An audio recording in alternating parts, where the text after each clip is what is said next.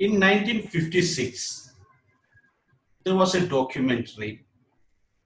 Its name is Limonto Ducidos. I took this name because the meaning of this word is the silent world. The premise of the title was the underwater world was a quiet world. I need a very pleasant atmosphere here because I think all of you are a little serious. Just take a deep breath and come to present, and we can go for a very interesting part of our world, the ocean. And people believed the underneath of the ocean was quiet, and there were no sound, and it's a cool and quiet world. In the movie, it's not a movie, it's a documentary, Limondo Ducidos. It's a French word, and the premise of that movie was underwater world was quite silent. After now it is 60 years later, now we are very well aware about the underwater world is anything but silent. My native is in Nilambur, in Malappuram district.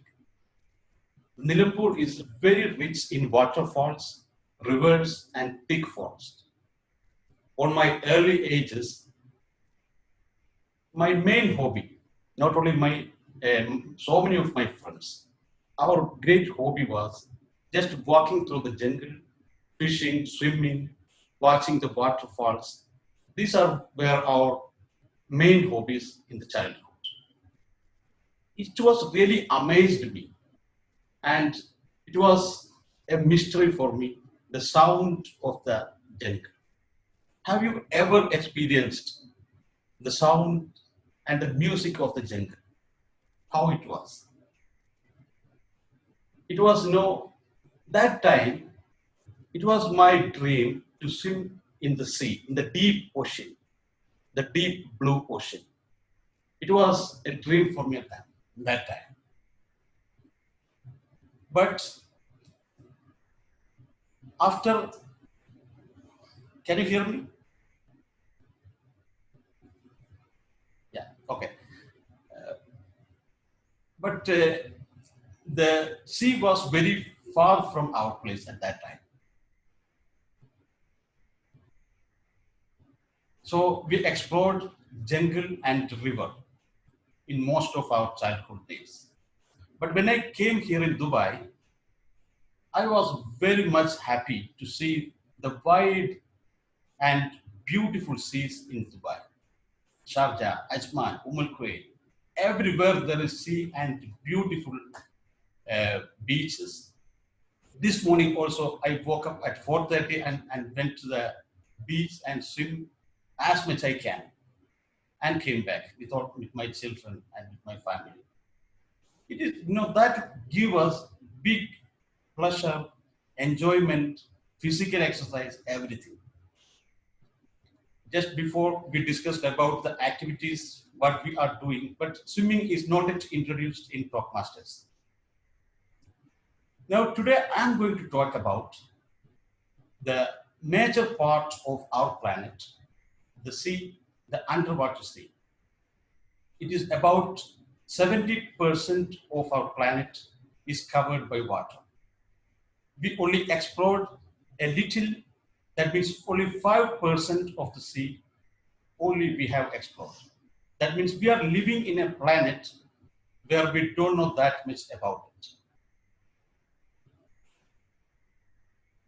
It's it's very interesting because the life arose from the water. But the activities of the people or the life generated from the water itself is threatening the sea at present. Can you just listen, just have a look? How beautiful is the sea? Sometimes I feel there is a song in the sea. Sometimes it is very romantic. Just have a look. Just we can move through that way. Just have a look.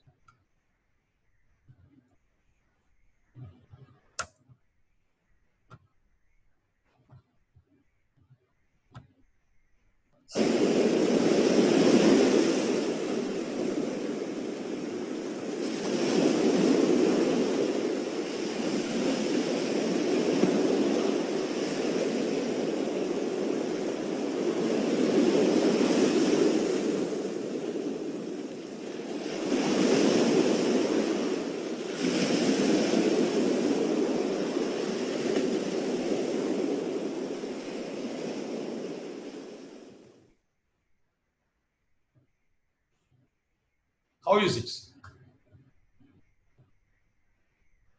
Nobody will say it's not possible because there is no poets uh, past this world without writing about the sea. It's a really romantic view. But we always see the top side of the sea. Let's have a look at the Arctic. It's completely covered with ice. Sometimes it's described as a desert. It is so cold. Can you imagine that place? How is it? What is going on underneath that ice covered sea? This ice disconnects us from what we see in the surface and what is going underwater. We can look out across the ice kilometers and we can't see anything. But you can hear underwater sound. If you listen to that sound, that will amaze you. There is people exploring these areas and they are taking pictures of the species living underwater. These species are living double of a human life.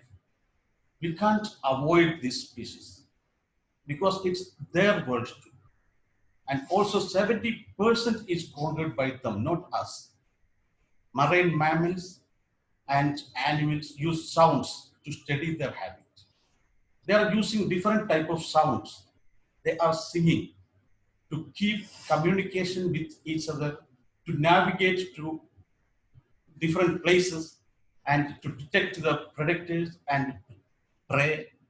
They also use sound to listen some of their environment whether they want to know how much ice is in the top and is there is a free space to breathe because these marine mammals and most of them are not, we can't say it's fish, they are mammals, they want to breathe from out. When we look and see all these, they are telling there is, we can see when we look into the underwater, there are bowhead whales, huge whales, and beluga whales, walrus, and beard seals.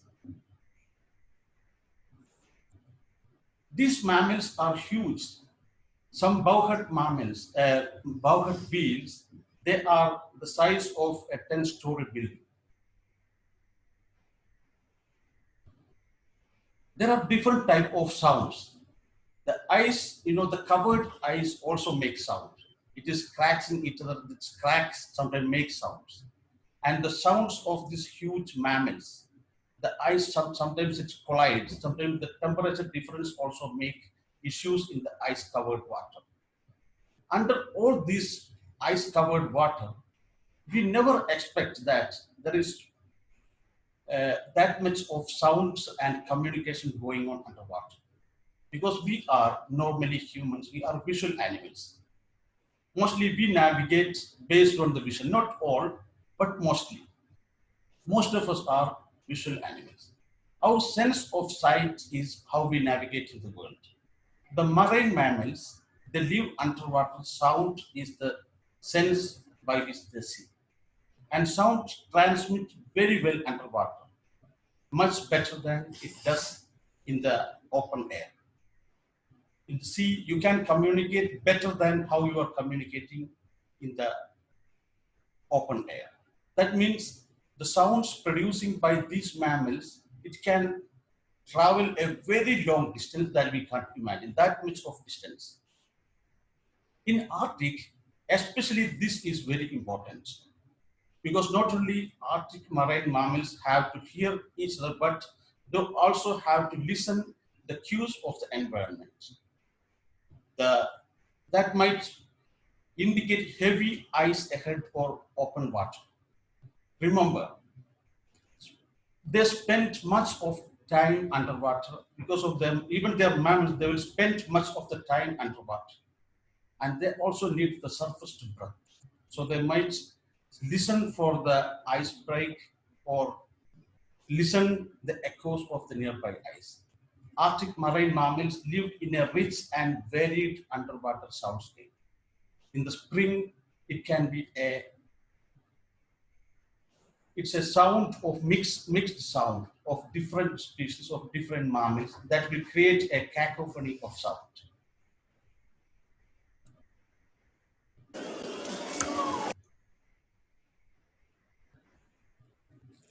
Can we just listen the sound of the mammals? Because we never heard that one. Because it is underwater, and we, even in that documentary that I mentioned at the beginning, even in 1956, we believed the underwater is very silent. But it is not silent. Just listen the sound.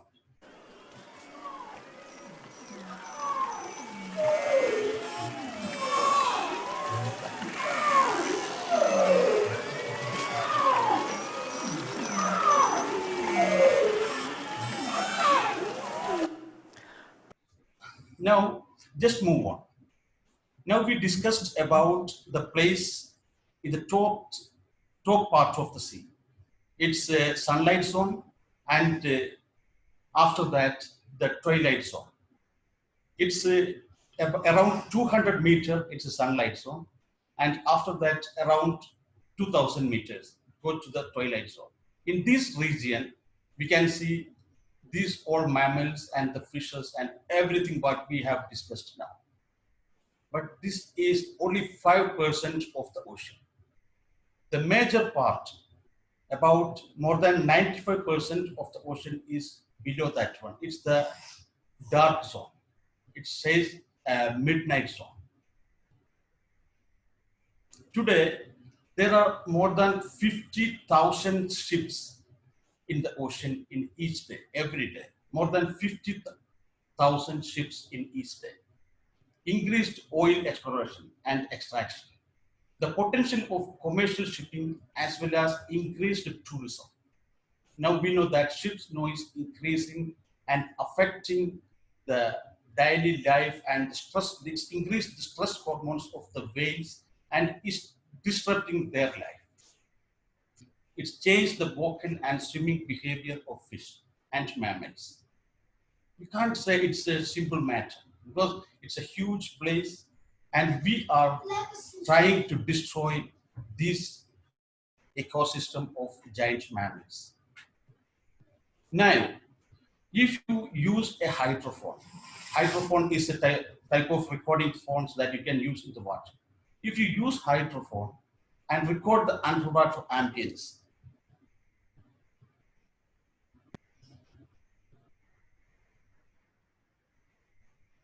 if you use the hydrophone and record the underwater ambient noise, you hear the different noise.